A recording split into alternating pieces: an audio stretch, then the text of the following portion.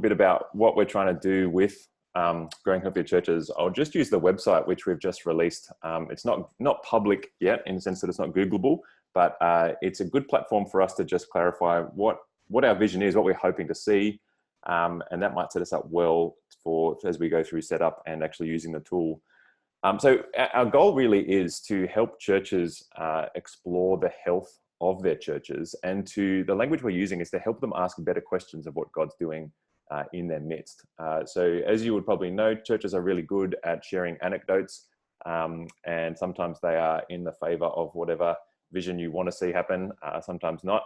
But we want to marry those anecdotes with some a bit more objective data, and in the process actually generate much richer conversation, like, oh, that's not what I expected, or wow, it's actually better than I expected, or we're tracking how we thought. And in team context, that's tremendously powerful to unify individual team members around a single vision and what's happening and how to go about it.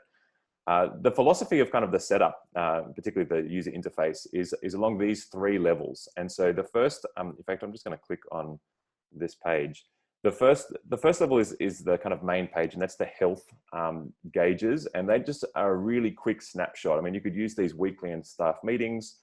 You could use them with parish council, and they just give you a very quick snapshot to go, oh wow, we've got heaps of visitors coming. 39% of our membership base has sort of been seen again in visitors coming through the front door. Oh, wait a second, I can see quite quickly that not many are sticking around. And so it's designed to quickly get you in and arouse your curiosity. And then the second level deeper is the strategic insight. So as you curiously explore the health gauges, you will probably got lots of questions, and you can start exploring those questions at the strategic insight level. And that has layers, so you can click on different aspects and filter things, and again explore at a much richer level. And out of that strategic insight, you might start generating some lead actions that you think will help you move in the direction you want to move, to see, for instance, more newcomers integrated into your church. And as you generate those lead actions together as a team, then we've created a set of pastoral dashboards that are sort of ground level, much more individual people focused, and as a platform for you to take those lead actions. And so the three work together in harmony, but they can be used at different stages or different parts of your ministry rhythm. Does that make sense as to how we've set that up? Yep, the crowd went wild. Excellent. Let's just talk a bit about the setup. So Bruce is going to walk through in a moment the next level up of setting up or connecting your Elvanto to the Growing Healthier Churches dashboard. But the first three steps are very much the same as the original checkup tool, which is a much more lightweight tool. We've now put it through a website, so we ask you to register, then you get sent the link. So if you click on that, it will just ask some basic information about your church and what kind of toolkit you want to use. And then it will take you through these steps of just setting up your people categories well, making sure your small groups are in the right category, and that your API key is set up. We'll come back to that if you've got questions. But what we do with the toolkit, because we're using attendance analytics, we need to do some deeper steps. It's not quite as simple as just handing the API key into the Growing Healthy Churches dashboard and walking away. Elvanto doesn't play as nicely as that. And so Bruce has built some pretty sophisticated connectors to be able to access more sophisticated data. So with that, I might hand over to Bruce. Yeah, thanks, Mike. I'm just going to share my screen when Mike enables it. Oh, excellent. Let's all be friends here. Sharing screen. Okay, so everyone can share a screen now. So let me share that. As Mike said, with the toolkit, we're trying to incorporate not only the live people and group data, but also attendance data from both services and groups. Elvanto don't make it easy to get that out in an automatic way, but we've come up with a technique that's fairly straightforward and a little bit of setup that you only have to do once. And I was just going to take you through that. there's two elements of that. One is getting the data out via reports. And the second element of that is finding where that report is. And I'll take you through the two steps there. The first involves setting up a report, and the second involves setting up a group. I'll just run through it quickly. It's all documented on the website at the links Mike showed you before. Follow on along if you like, and I'll just step you through it. So the first bit is we're going to do a service attendance report. So the way to do that is to go to reports and add a custom report. And what we want to do here is add a comprehensive report, because that's the way we're going to get at the attendance data. I'm going to call that report, you can call it anything. I'm going to call it report of service individual. It's going to go all services for past 12 months. All right, so that's what that is. And I've just got to move this guy off my screen here. We'll get rid of that. And I'll save that report now. This is all just standard Elvanto stuff for generating a comprehensive report. Normally a comprehensive report is used to pull together data from multiple reports into a single report. What we're using here is as a vehicle for sharing a built-in report via a link. So how we're going to do that is add a report item, and I'm going to add a service individual attendance report item, and then we're going to fill that in. What we'd recommend is looking at services over the last 12 months, but you can pick whatever you want. If you want shorter, things will run a bit quicker, but you'll see a bit less data. The advantage here is of using relative dates. So in the last 12 months means you set that and it will just move forward in time. So you won't have to keep coming back and doing that. Look at each service. Look at only the people who did attend.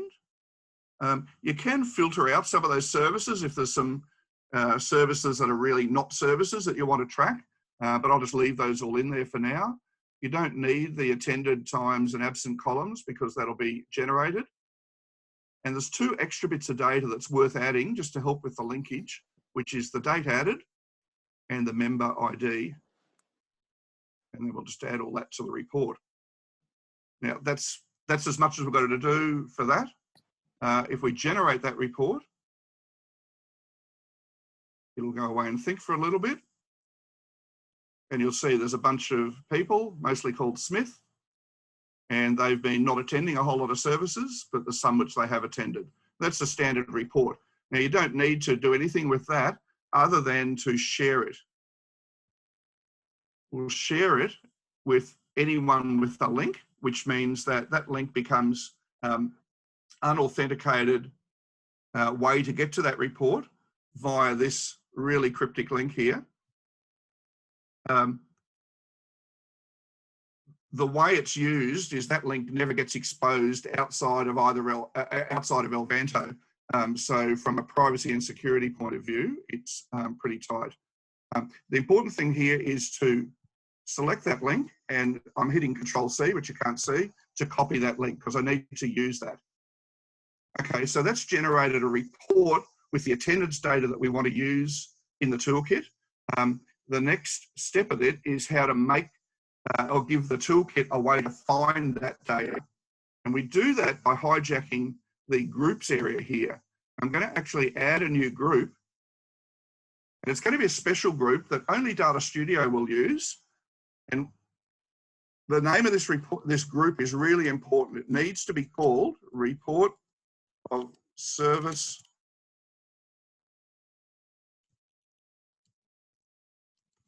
It needs to be called Report of Service Individual Attendance, because that's what the Data Studio Toolkit looks for in order to find the report.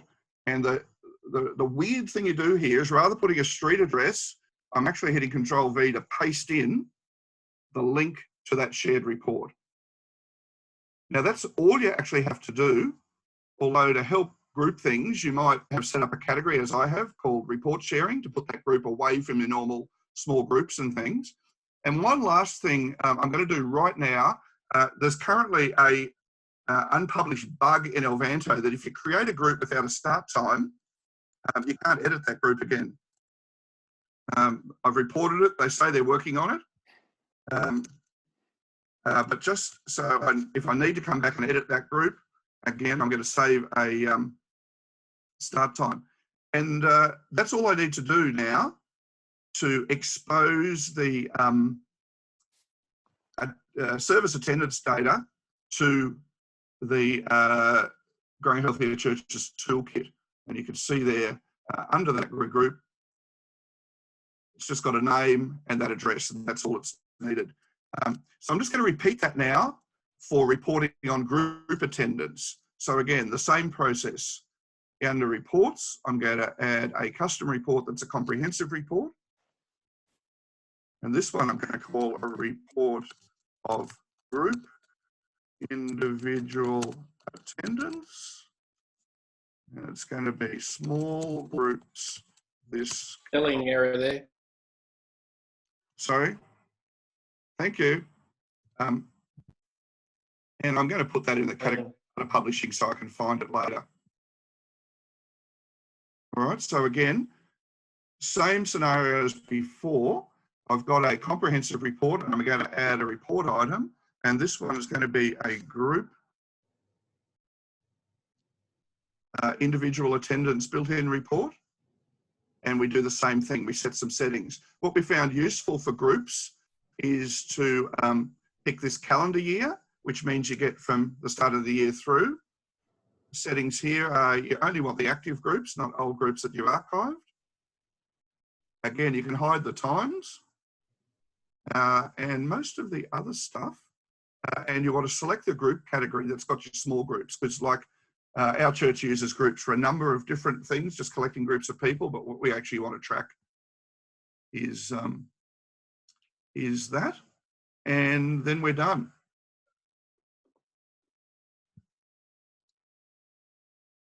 Same as before, generate the report. We've got some names, we've got some dates. We want to share that to anyone with a link and copy that link, hitting Control-C, close that, and going back to setting up a special group so that the toolkit can find it. So again, groups, I'm going to add a group. Again, the name here really matters. It has to be report of group individual attendance. Same as before, paste a link to that in the address field. I'm going to put a start time in there and an end time in there just to get around the Elvanto bug. I'm going to stick it in a group category and I'm going to save that. So a little bit of procedural stuff, fairly straightforward and scripted. As I said, you only have to do it once. The advantage is the control is in your hands as to which locations or people or demographics you include in those and which data you filter through. I've largely left it unfiltered in that, and the tool can certainly handle that. Although for really, really big churches, it will slow down with the amount of data to be handled. That's my take through on that. Any particular questions that came up? May I ask a question? Yeah, please. Andrew. Can you hear me?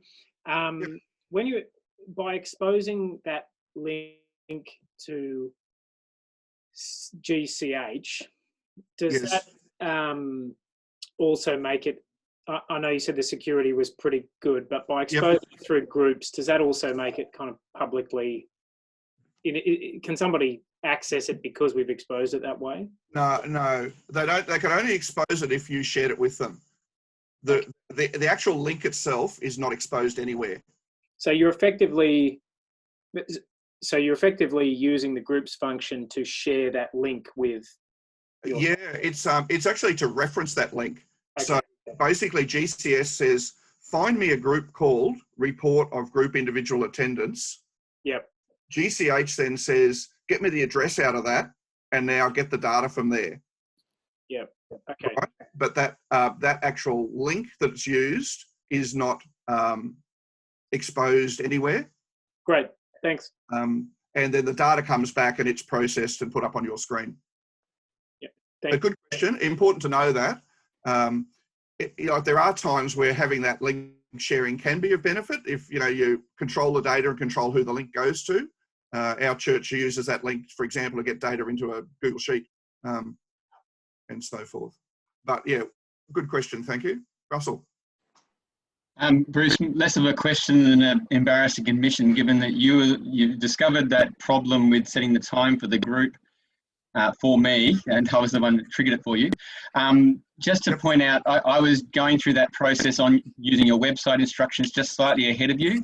And so the instructions didn't tell me to set a time on the groups. And so I've gone ahead and created groups that don't have times. Just to let you know, that's something on the website. Yeah, thanks. I guess Elvanto a week ago said they were going to fix it. I guess I was hoping they might have. I found out this morning they hadn't. And your remedial action would be to delete that group and create a new one. I'm totally in control of it, but yeah, just thought I'd mention it. Thanks for pointing that out. I guess Mike and I have got a decision to make whether we embarrass Elvanto and their support by making public reference to it or leave it to them. But thank you. Mike, back to you. All right. Well, you got to stop sharing your screen, Bruce. That I can do. Let's actually start digging into the report. Now that you will have gone through that setup now or at a later point, you'll start being able to access your actual dashboard. And just while I'm sharing that, you might also want to have a look at how to use this in your teams. And so we've established a way for you to be able to copy the entire dashboard and be able to share the link to your kind of church specific dashboard to other people on your team so that they don't have to go through all of the steps that you've gone through. I think that's an important kind of capability that you can use. So here we go. This is our data. Bruce has turned on a scrambler so that all of the names are kind of all scrambled. Looks like a different language perhaps, but that's just for privacy. But this is kind of the first page that you see as you spool up your toolkit. And I just wanted to get, rather than actually walk through it right away, it should be intuitive enough that you should notice things. So I wondered if people wanted to make a comment on what they notice as they look at this particular data set.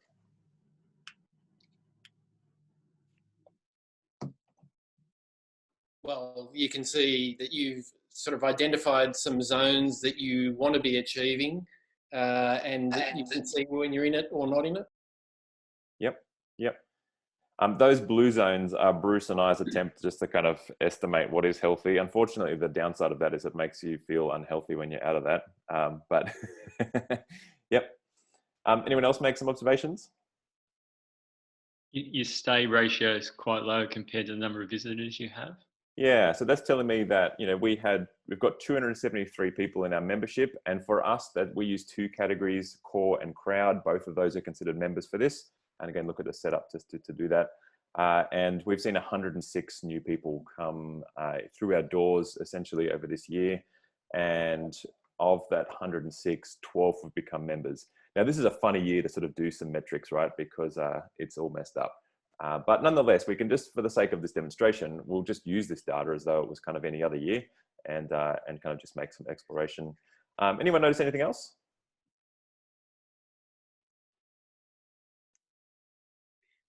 Your attendance ratio is real strong, I wouldn't have thought. Yeah, and immediately you want to say, what is good? What is a good average regularity of your members? Are you happy with 40%? So whatever the blue line says, your church, and you've got to ask the question is, are we happy with that? And if you're not, you should do some exploring. Mike, what's a member?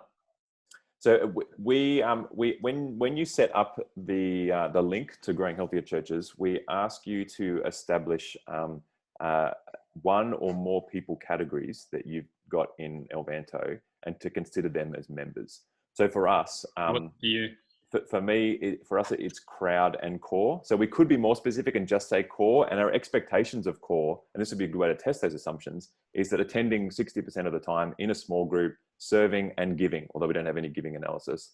And so if people were outside of that then we'd kind of maybe have some questions. Not necessarily you're no longer a core member, but we've got questions. We've gone a bit broader and include crowd, because we'd consider, we're thinking about those people would call us home. It's our job to help them find a deeper way into that experience of home. But you know, it's a call that you get to make. Obviously, we'd encourage you not to include, if you've got a visitors category or newcomers category, they're by definition not members, and so it's good to differentiate that. Yeah, good questions. The group ratio and volunteer ratio are both worth exploring as well. 50 is kind of, you know, on the line. I want more than that, of course, but yeah. So let's have a look at kind of, you know, I think we've all noticed that the visitor ratio is quite different to the stay ratio. You know, it'd be great to see 100% of kind of your visitors, you know, become members. That's very unlikely, but yeah. And what we'll do is we'll come back to some of these gauges and look at different, we can actually filter by specific congregations. So we could look at what does this, I think even if I do this now, let me see if this works. Yeah, great. So here is one congregation only. So what I've done there is I've filtered out every other location and just having that particular congregation. And we can see that they've got not a lot of visitors, but those that have come have integrated quite well. Which tells a very different story to, for instance, this congregation, which has a much larger visitor ratio and still kind of, you know, a relatively low stay ratio. And each one of those variances tells a different story. So, you know, as we look across, most of that congregation is in small groups, so a very active small group community. So the different places that the dials sit tell a different story. And because data represents story, it's our job to actually sort of follow that in and actually get the real story. But let's go back to the main one. So this has got all of our locations, so it's considered church-wide. I've sort of filtered out a few other things that are not relevant for us. Let's have a look at a couple of things here. So let's go exploring and start if we're going to look at. Mike, before you move on, are those blue bars configurable, or are they work it out off the numbers? Yeah, so that's, you could do that. You could edit that in your copy if you made a copy. But at the moment, they are just built into how we've set up those gauges. Yeah. So can I jump in with a question about that? Yep. It seems like, particularly on the visitor ratio and the stay ratio, different places are going to have very different, should have very different kind of blue zones. Yeah. So, you know, St Andrew's Cathedral, for example, right, they're going to have a stack of visitors. A very small percentage of those are going to become members, partly because a whole lot of them will be tourists who just come through once or twice. So different, like it seems like we've at least got to do some thinking about what counts as health or not on that question. Yeah, that's fair. And we certainly don't want to make people feel guilty. Metrics can do a lot of damage if people dial up things and find that they're very much not where they thought they would be. And the different contexts are to be respected. I'll take that on notice and see what we can do. Mike, if I could just say, I think we discussed this at length really in the early days. And I think part of our thinking was if they were there, they would at least prompt conversation, because that's what the tool is inherently trying to do. And, you know, I think the conversation we've just had is sort of testament to that. You know, once you see something, everybody's got an opinion. I think the conversation that follows from that's probably more important. But I think, look, certainly if we could find a way to conveniently change those, we will certainly be exploring that. Thanks, Andrew. And just watch us kind of move the blue zones into the area that we're comfortable in. Yeah. But anyway, it's all good stuff. So let's look at the visitor ratio. And the reason I want to start there is because over this year, I want to have a bit of a feel of what time of year our visitors have come and where they're typically coming. And so straight away, you can see COVID, doors open, bam. And so we've had a whole bunch of people come through our doors, which has been a great thing. What we want to explore then is how well did those people actually become members, which is the integration dashboard. But for now, I'm just looking at you know, where they're coming. Particularly our night service is doing particularly well. The morning service less well, and the 11 a.m. service, which was interestingly the smaller of the two morning services, seemed to be more attractive as a time slot. We know using kind of real stories, that most of the new people at 11 a.m. were actually sort of what you consider cold contact. So not necessarily invited. They were just people from the community who were looking essentially for something in a season of instability, and they found themselves at 11 a.m. And so the question we have then is, how well did they stick to our community? And you can look at how this year is going to relative to previous years as well. And that even shows you how many people were added to your system over each past year and what category they find themselves in now. And so if you go back to 2015, we're in a fairly transient area. A whole bunch of people who came in 2015 have been archived, but a bunch of them, 19 in fact, are still core members today, people who came in 2015. So hopefully that sort of helps you tell the broader story as well as to zoom into the particular story of this moment. Any questions from that screen? Great, because the next question is, really how well do these people stick? And so you could either go back to the main page, or you can just drop this menu down and hit integration strategic. And we have a similar page here. This graph is showing you how many new people came.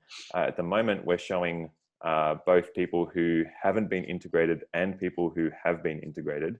That is non-members and members. You can filter that out if you want to do anything specific. But what's interesting now is we're bringing in attendance data to say, actually, these new people are attending or sort of are sticky by a certain degree. And so we want to note, for instance, that a whole bunch of people in the 0 category seem to have been added to our system, but never actually attended. That could be, for instance, that we got wind of people attending online, but weren't able to track any particular attendance, or any number of reasons, but that's worth exploring. Whereas we've got people who have attended 36 times, they should definitely be not a visitor anymore. And so you've got to work out, well, who is that? So, looking at, if we go to the spark lines over here, you can see very quickly, there are people who have been attending quite a lot, 38, 38, 16.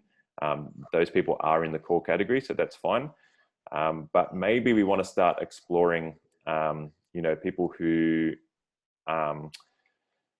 have only come a few times, and we need to start following them up. And we want to know, we get a bit of a feel for how many people have only come once. And, was that once a long time ago, or was that once recently? All of that helps you tell the story of what your integration pipeline looks like, how healthy it is, and what kind of strategic decisions you might need to make to sort of help people find their sense of belonging at your church.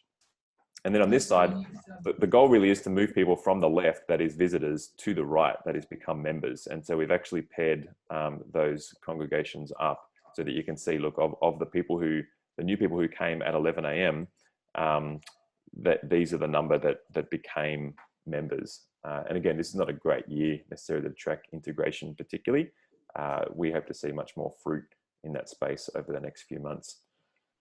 The big addition, of course, to this toolkit is the attendance statistics. So being able to get a sense of the stickiness, but also being able to see complex patterns very quickly. And so you might have wrestled with reports in the past where you've had attendance patterns reduced to a statistic like, came 38% of the time. But, is that 38% recently? Is that spread out? Are they once a monthers? Have they just started coming, and they're regular of recent? These sparklines should give you an intuitive understanding of that statistic, and again, creating a much richer story of what's happening in your space. Any questions on that? Just on new members, new people, visitors becoming members. Yep. When you move somebody from new to a member, do they come out of that first graph? Yeah, that's a great question. So we've actually added that filter for that reason. So for instance, we could turn member off here, and this will only show visitors who are visitors, and that leaves the rest of the names in this list. And you can see now that this table's now been updated to exclude core members. So that's important, because when you think about integration, at one level, you don't want to see core people because they have been integrated. You're focusing on those who are yet to be integrated, to use that language. Good question.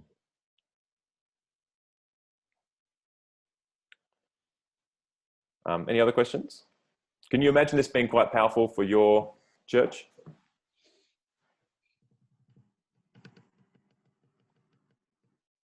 Pretty amazing to see it all on one screen, Mike. Yeah. Yeah. If we were in a staff meeting, for instance, now looking at this together, what are some questions that you would think would be asked, or what questions do you have yourself even looking at this particular data set?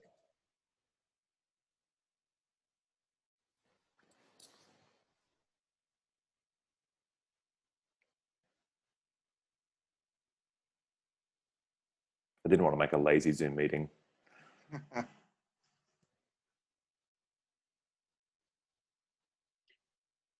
think I'd want to ask, why are we struggling to get past 2 weeks attended by new people? So there's a surprisingly high percentage of people who attend. So the 1 week makes sense. I mean, maybe the ratio is totally normal, but it feels like, or maybe I'm being a bit thrown out by those 0 fields. Yeah, well, you're certainly picking up on, if you look at these first 3 gradations, that's a large portion of the stack. Yeah. Yeah, great question. And of course, this is not going to tell you the answer to that, but it's helping you ask the question. In a sense, that's reflective of what looks like a fairly low stay ratio right at the top of the page, really, isn't it? That's right. Yeah. It's not much is getting past that initial. And so just to kind of share back, we've been talking about this as a team already, and it's interesting to note because, as I said, most of these people weren't invited. They were cold contacts, and as we compare to, say, our night congregation, which is maybe sort of a bit more invitational, the stickiness is drastically different between someone who comes warm, invited, and someone who comes just to check it out. And so as a church, how do you help someone who's a cold contact actually feel warm? That's a significant question that's worth wrestling with. And that's not just a staff to wrestle with, that's a culture question. How do you account for churches at capacity on this screen? As in they weren't able to bring anyone new in? Or they're at their natural maximum? Oh, sure. Well, I guess you could probably look at the attendance page for that and start looking at, what are the trends of, average attendance on any given Sunday? Are those congregations hitting your sort of 70% max, which is typically when the foot gets taken off the gas pedal in terms of missional and invitational? And this page gives you the same kind of, rich statistics of, regularity.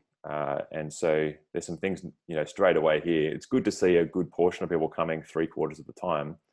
This huge 0% probably means we've got some dirty data. And so hopefully this tool not only shows you like what is happening, but helps you clean your database, because the problems with, metrics tools like this is the garbage in, garbage out. It just looks prettier. Having so many people with a 0%, which is actually, I've made this note on the web page, that's actually 0 to 24%. That's the way Google Data Studio's binned it. But that's a lot of people that are very low in your membership. And so you've got some questions there on how you want to establish maybe an extra category of people who are very fringe, not even sort of crowd, or people who need to be archived.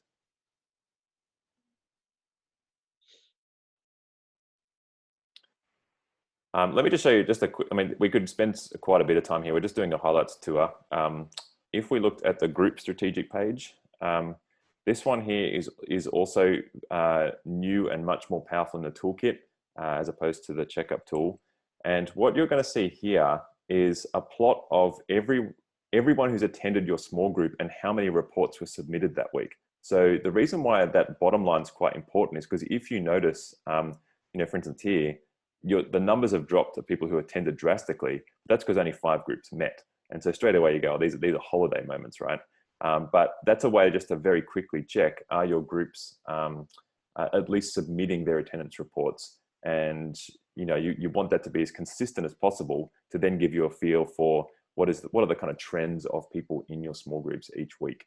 And again, powerful attendance statistics here, and how long people have been in small groups for, which is also part of the story. And so you want to see new people kind of joining small groups. So you want to see groups made up of people who are 1 year into your church, 2 years into your church, 3 years, and so on.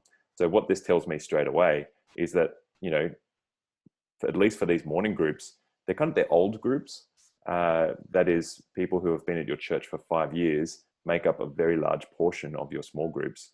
It'd be great to see, you know, people in these gradations. Actually, there would be more of them. You can zoom into particular locations or kind of particular groups. So you can select particular groups and zoom into those. It will now recalculate. Will it recalculate? Maybe not. Maybe we've got to go through this way. So we could say only that one and a few of these. So let's look at the night church one. We just have a nomenclature rule to put CRG or the small group, the location of the name in there. And so now we have statistics for that night service. And you can see actually there's a slow decline, which is in some ways not surprising given the grind of this year. But you want to notice that there is a decline slightly over the year.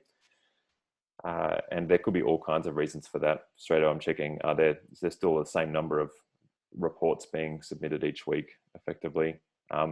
You want to notice some of these groups are massive. So we've got a group here that's got 23 people in it, and 12 are regularly attending each week. Again, are you happy with that? What could be done about that?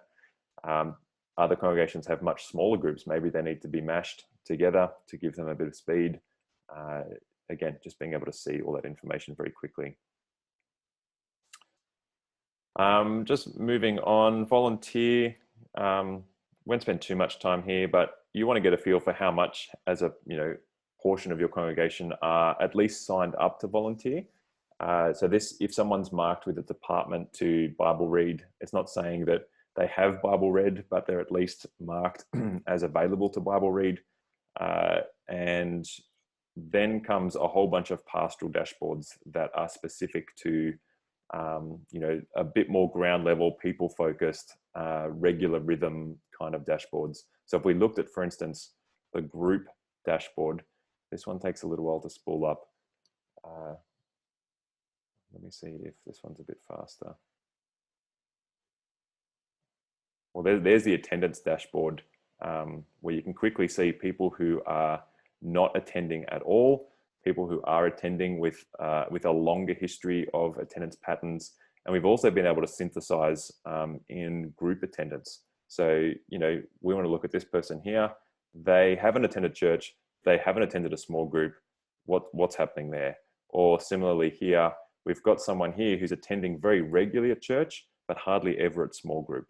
And again, so we're looking at sort of a higher level synthesis there of maybe what you would call engagement with your ministries, not just groups, not just services.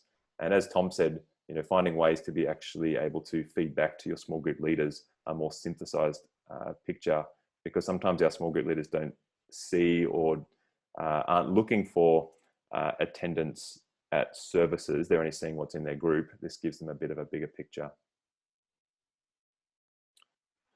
And here, this is the group pastoral one. And so this might be what you'd want to send to your leaders, Tom, where you actually have the patterns of service and group in one space, as well as individual kind of group attendance patterns, which gets cleaner the more you zoom into particular subsets of your group. So that's every group at our church mashed on top of each other. We might want to look at only, a particular congregation's worth, or whatever your span of care is particularly focused on.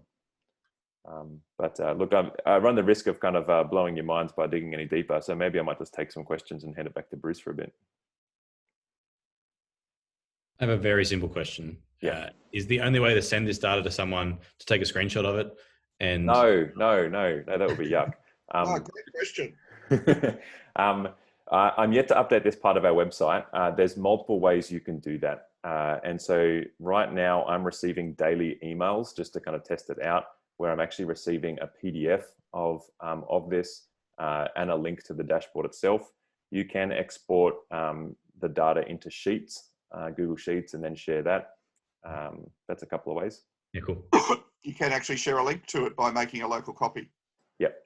Yep. And can you do it in a way where people don't see the whole of the church, but they just see their group? Not currently. There is a way. I knew this would happen. We want more, they said. There is a way. There's a way built in that I'm refining at the moment to be able to filter by location. So you could share a link that is filtered just for that location to somebody. And when I've got that refined down, we'll document that up and let you do that. So the model here would be, you know, somebody centrally, I guess, would decide, you know, how to package up this data for particular groups or particular recipients, and then dispense it from there. One of the advantages of exporting it into Google Sheets is because we're only working with a screen size real estate space. A Google Sheet actually is able to extend a bit longer, and so you can see, you know, rather than page through information, it all in one space. And you can run your own filters over that as well before exporting. So that might be a little bit of legwork for you, but if you're doing that once a month, for instance, you know, to your small group leaders, that might take you all of, you know, half an hour to do. Maybe that's not a big deal. One problem I have noticed is you can't print spark lines in Google Sheets. It doesn't print them. It's really annoying. Another bug. Bruce, did you want to share some more sort of advanced feature or thoughts, or do you think we've covered enough ground? I think we've covered enough there. I guess flag the really helpful short tutorial webinar Mike did probably a couple of months ago, and it's reposted on the blog recently, which is how to make a local copy of this. So it's at the moment that we've tried to make it as accessible as possible, which means that, you know, just going through that little bit of setup, putting in your API key, you've immediately got something live on your screen that you can start using.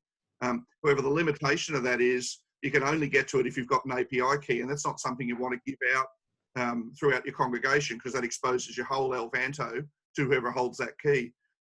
So the way around that is to make a local copy of that dashboard set. Probably takes about 2 or 3 minutes to do. There's a little bit of clicking a few weird things, but once you've done it, it's done. And that then becomes yours. You can share that link to people that you want to share it with. You can even configure it a bit. So for example, if you wanted to say, although it covers all the demographics, we're really only interested in adults, you can build into your local copy the default that demographic drop-down filter is set to adults by default. So, you know, it saves you having to click it every time you open it, for example, and then you can then share that to people in your congregation. The one downside of that is if we do update the master, it doesn't update your copy. So you would need, you know, maybe in a month's time or 2 months' time, where we come up with some extra analytics to go back and just repeat that copy process. So just keep that in mind. But that's certainly the way to take it more into your congregation. I think, Mike, you found some really good feedback when, rather than people looking at just static stuff or something on somebody else's screen, they could click in their own copy and filter stuff that they were interested in to explore. Yeah, we let our team loose on an early release of this before we have what we had now, and straight away they all dived into their particular aspects of ministry, and like just the conversation just bubbled up instantly. It was quite fascinating to watch, and we had to sort of call it a day because, you know, we're like, okay, there's too much conversation happening right here. So it's our habit at the moment to do monthly strategy meetings as a team, creating space to sort of do that. And, you know, once you have that initial sort of bubble up conversation, then you can start triaging, okay, well, what are we going to do as a team as a result of this? And away you go. Yeah. I will say, and it should be obvious, but I will say that we're talking about church health, of which metrics gives you one aspect of. Church health is much more complex. I think someone was saying that they've been reminded this year of the need to pastor people, getting alongside people, knowing people's stories is main game. It's just complicated, and we want to help you kind of access and sort of put those stories together. Yeah. So what's happening from here? We will release the website publicly next week. I'll post it on a few different spaces. There's a pretty active Elvanto community that I'll share this with, both here and in the States. And so I guess we're not sure what will happen from here. At the moment, we've been just beavering away on this as a free tool to get it into the hands of many churches as possible, because we believe this will be really helpful for the kingdom. And yeah, so share the love if you're finding stuff and see how we go.